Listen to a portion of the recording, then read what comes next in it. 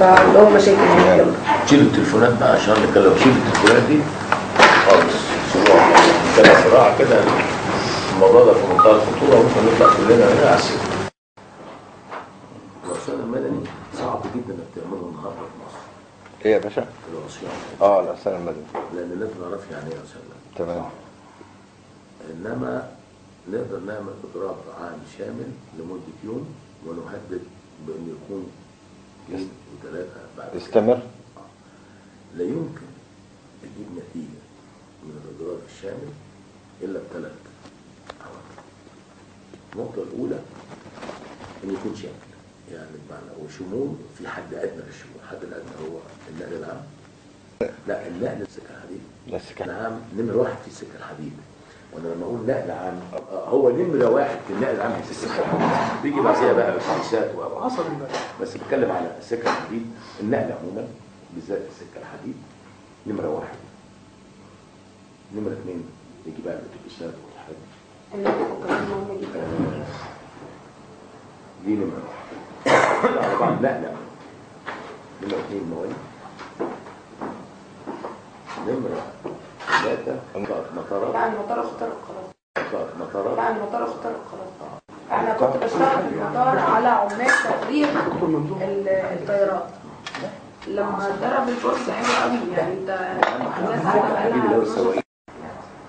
طيب يبقى السكه الحديد استاذ حسين واستاذ ياسر. المواني جوليا ورامي.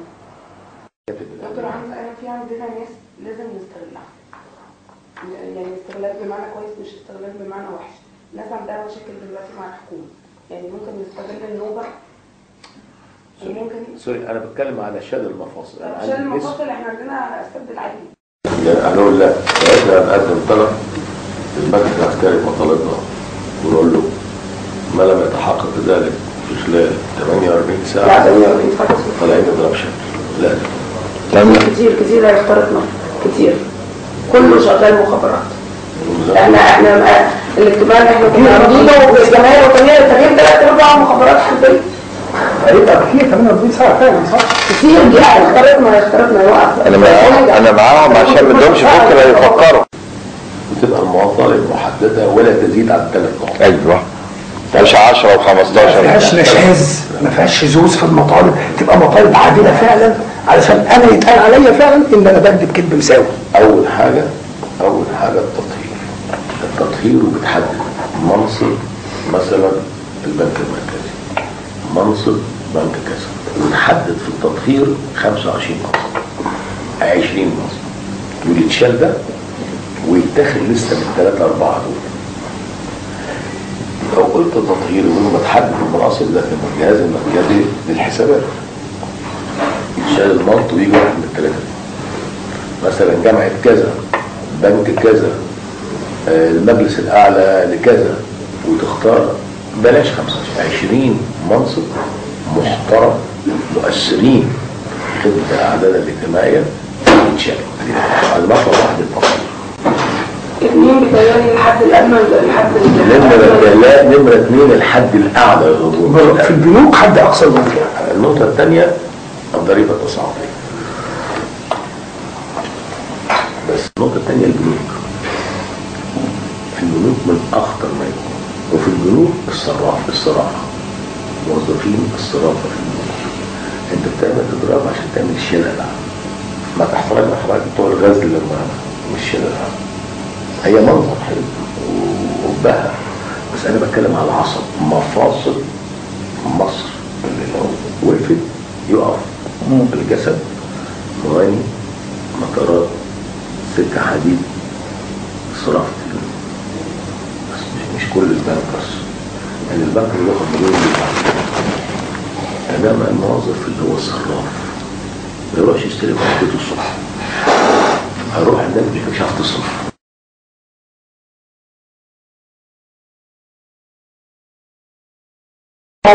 هو في نقطة هنا ايه؟ يعني من ضمن الحاجات اللي اتعملت في بلاد أخرى دخلوا عربيات رمل، كل عربية 20 متر. دخلوا ايه؟ عربيات رمل. رملة؟ رمل. كل عربية 20 متر. في نص الليل قدام بوابة البنوك يا نهار أبيض. موافق. سكة حديد وموانئ، لأن الموانئ تمس التجارة العالمية، إنما المطارات بتمس الركاب. يعني هو مهم جدا ان نتكلم الصخب عالمي. بالظبط، صخب عالمي. انا بتكلم عن الموانئ والمطارات مش عشان تأثيرهم في الداخل، علشان المجلس الأسري هيشخ في المزاد، لأن العالم كله وكالات الأنباء تقول لك موانئ مصر مجمدة ومطارات مصر مجمدة. إنما بقول لكم لو عملنا إضراب فقط بالسكة الحديد والموانئ هينجح، بس قدر المشيئة ان شاء الله. ان شاء الله ان شاء الله. كل ما نزود حاجة كل ما نزود النجاح، إنما دول الشرطين الأساسيين بس. ما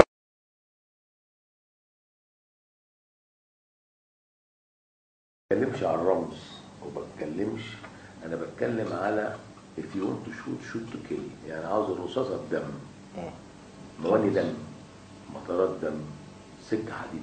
اكثر من سنه ده في سبتمبر 2010 العيال بقى سبقونا وعملوا مظاهره. عملوا ثوره بقى؟ عملوا ثوره، لا بداوا بمظاهره. النقطه هنا ان لازم يكون في اتفاق على حيث المبدا. مجموعة في التعبئة. أولا مفيش ظهير جماهيري، العدد فيه قليل جدا. احنا وأكبر صحاب المصلحة الحقيقية في المسألة الاجتماعية مش هم العيال اللي أصحاب تقعد يا باشا. أصحاب المصلحة الحقيقية تحقيق العدالة الاجتماعية هم العمال والفلاحين والموظفين ومعدين الدخل. تمام. والبطالة. تمام. خلاص. هم دول المصلحة، أصحاب المصلحة. نشتغل عليهم النهارده، مش الشباب بقى والكلام ده. لو جه معانا الشباب خير وبركة بونص، لا ايه؟ لو ما جوش احنا عندنا البنوك الصراف بياخد فلوس كتير، بس احنا هنحاول ان احنا نشتغل عليه. يعني عندنا خطة تانية. انا عاوز الكلام ده بجدول. ثواني يا دكتور. في عندنا البنوك الكلام دوت مش هيتكتب في ورق. عندنا البنوك هنشتغل على اعمليها كود تعطيل السيستم العام. لا اما تعطيل السيستم بتاع البنك هنعمل عليه هاكر لمده 24 ساعه. هاكر زي ما خدنا الصفحه بتاعت المجلس العسكري كده شويه، مش خدناها يومين في الاخر رجعنا له. فهنعمل عليه هاكر. لا اما في عندنا خطه حلوه قوي ودي في ايدينا برضو، ان احنا نقطع النت. مش نقطع النت، هنبطل النت في مصر بدرجه واطيه جدا، بانه السيستم بتاعت البنوك ما تشتغلش، ودي في ايدينا.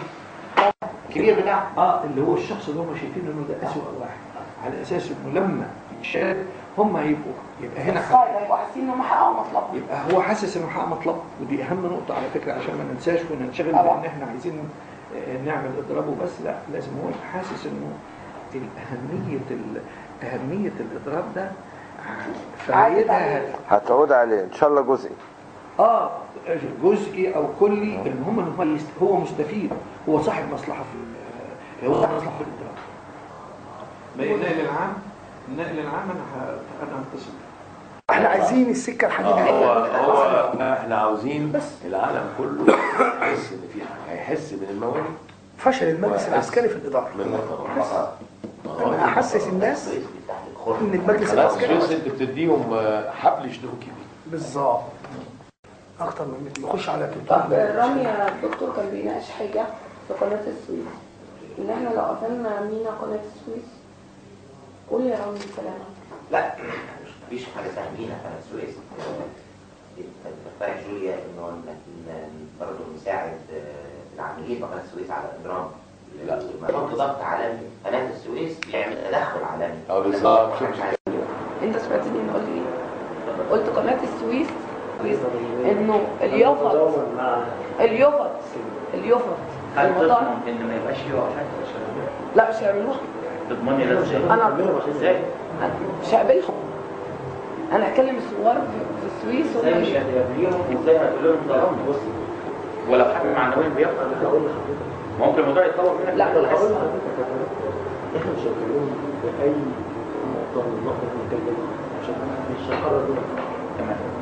ان احنا عندنا جوه السويس حركات شباب، حركات ثوريه تمام. مفهمينها اول ما هيحصل هيروح مع